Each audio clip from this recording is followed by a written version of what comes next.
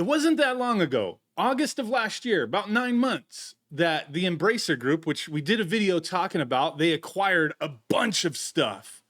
Limited run games, freaking the Lord of the Rings, Middle Earth properties, tons of video game companies. They created this free mode subsidiary type thing. They have tons of companies under their belt. I'm not going to read this whole thing, but here's like all their subsidiaries, right? Gearbox, oh my God, Saber Group, and all these developers, THQ Nordic, Deca Games, Asmodee, Dark Horse Media, Embracer Free Mode. That's when I was talking about where it seemed like about like retro games and stuff like that. They've got limited run games, Middle Earth Enterprises, Quantic Lab, Clear River Games, Bitwave Games. They have a literal buttload of companies that they took. I mean, they purchased them, right? They bought them. They're a holdings company. So they get all these companies, they scoop them all up and hope they profit. For the most part, it seems like, hey, limited run, you guys do your thing the way you were already doing it. You guys do your thing, right? And that sounds great at first. Like, hey, you guys just keep on. We're just a holding group. We bought you guys. You do your thing. Produce the stuff that you produce, and we'll just collect them sweet profits, right? That's the way it works. But it doesn't always work out that way. They just announced, or they put out an open letter from their CEO that they're going to be restructuring.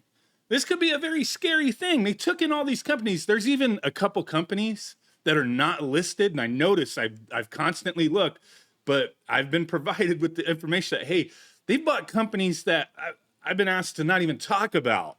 And some of the stuff's just like blown me away. Like, what? For real? They own that company? I talk about that company all the time. What the heck, right? So it kind of has me a little worried with this restructuring.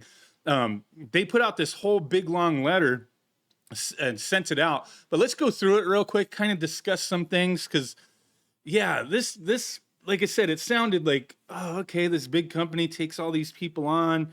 And, hey, you got this big umbrella organization and you guys just do your thing. But now they're restructuring. So a lot of people are not going to be doing their thing. A lot of people are going to be losing their jobs, it looks like. They're restructuring. Not just like, hey, layoffs. They call it a restructuring program. So let's take a look. This morning we announced restructuring program across the Embracer Group that'll make us a leaner, stronger, and more focused, self-sufficient company. A lot of companies do this, man. We got, and there are times I understand it. You got to make sure those, as a business, you have to make sure you're making profits, right? And you do have to be as lean as you can. But like when it's just been a few months, not even a year, and you bought all these companies, and now it's like, okay, you got to restructure some things. So maybe some companies will be dissolved into others. Some may disappear completely. Have to see, but they say, this is I want to share some background context to this decision, what it means for us going forward. During the past years, Embracer invested significantly both in acquisitions and into a strategy of accelerated organic growth. We've acquired some of the world's leading entertainment IP, and we have invested into our largest pipeline of games across the industry. The program presented today will transform us from a current heavy invested mode to a highly cash flow generative business this year.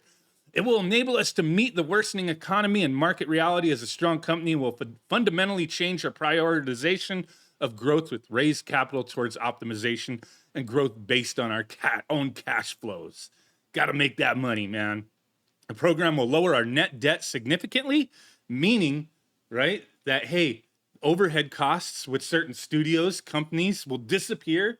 Maybe they looked at it. Maybe they took this 9 months and they just scooped up all these companies. Like maybe some of them, I don't want to say blindly, because why would you blindly buy up companies? But it almost seemed like that with these guys.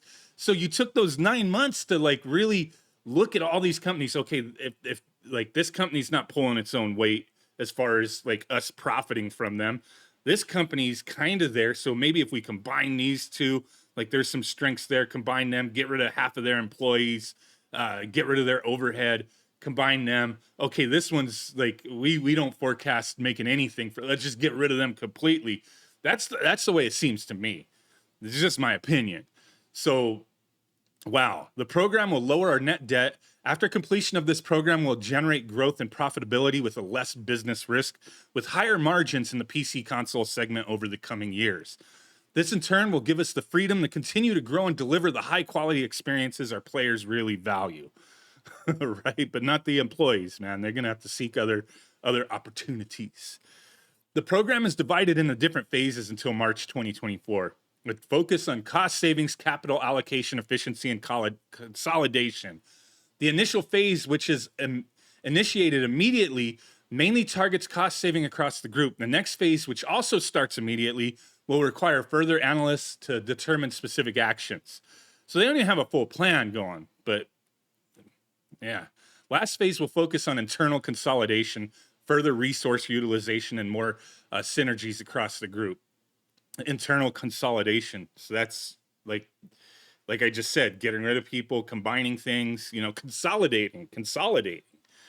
Okay, the actions for each affected company will be implemented by the new interim COO and CSO in collaboration with each operative group, CEO, and management teams. Embracer currently engages close to 17,000 people, and while that number will be lower by the end of the year, it is too early to give an exact forecast. So they don't have exact numbers yet. They're just like, we have to do this. So we're getting the ball rolling. We're letting people know, like, hey, you're at risk to no longer work for us. It's painful to see talented team members leave. Our people are what makes up the very fabric of Embracer. But they're expendable. People are expendable. Never think it doesn't. Like, man, if you're in any kind of career, business, like whatever, you gotta try to position yourself to where you're not replaceable. And that is very, very difficult. Very difficult. It's a difficult thing to do, to not be replaceable, to not be expendable. Oh, hey, we pay this guy all this money. We pay this department all this money. There's all these people who do the same job and take less money, or we could consolidate that and put more on this person. This person, we could wind up pushing 2 people's worth of jobs onto them and only pay them 1 person's salary. It happens all the damn time, man. For me, what does this say? Where was I at? I missed it. Oh, right here. I'm asking our managers to lead and act with compassion, respect, and integrity. They didn't take these decisions lightly. Of course they didn't. They never do. Throughout each phase and wherever possible, we will work to ensure the affected team members receive information first. Okay, continuing on. The reality is that the quicker we act, the sooner we emerge as a stronger company. They mean more profitable, leaner company. The actions will include, but not limited to, closing or divestments of some studios and the termination or pausing of some ongoing development projects. It will also include decreased spending on non-development costs such as overhead and other operating expenses. So reducing studios or combining them. We will reduce third-party publishing and put greater focus on internal IP, increase external funding of large budget games. Was like these Middle-earth games that came, like Gollum, was this under these people? Did they fund that shit? And then that new dwarf one that looks like freaking not even PS2 graphics. The hell's going on? Oh my God. They're talking about some management team members, Matthew and Phil, will work to implement revised thorough review process for investments. No, let's skip ahead a little bit. The potential impact from the program of future game releases will almost entirely be around unannounced projects. All announced significant releases will be released as planned. So they're pretty much saying like, hey, the stuff that we're going to be getting rid of, you didn't even know about it anyway. So don't worry about it. I want to thank all our industry partners that reached out in the past weeks to express their respect to Embracer and their desire to do more business with us, whether big, small, transformative, on our journey forward. It's one of the largest content providers in the industry. This is the everyday business we should continue to increase. I see this as an acknowledgement of how important our people, games, and IPs are for the wider gaming ecosystem. Wow. I don't know. Okay, let's skip ahead here. I'm proud of what we've built over the past years, and we should acknowledge that we're heading into a solid year with amazing releases such as Remnant 2, Warhammer 40,000 Space Marine 2. Yeah, don't get rid of that one. It's one I'm looking forward to. Payday 3, Hot Wheels Unleashed 2, Turbocharged, Arizona Sunshine 2, Lone in the Dark, Homeworld 3, many others. Our financial year started with our greatest success so far, Dead Island 2, blah, blah, blah. Embracer was founded on the values of trust, long-term mindset, and a desire to embrace different perspectives. So there's that, man. You can contact these people, I guess, if you want.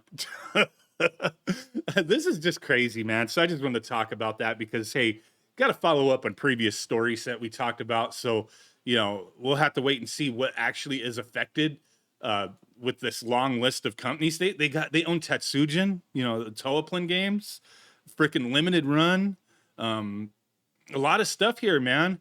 They own a lot of stuff. Too many to like read through every single one of them, but just look up Embracer Group Wikipedia and you will see all these companies. Like I said, there are some that aren't listed on here that was never made public that I was surprised by. So I don't know, man. Let me know what you guys think. Thanks for watching. Bye.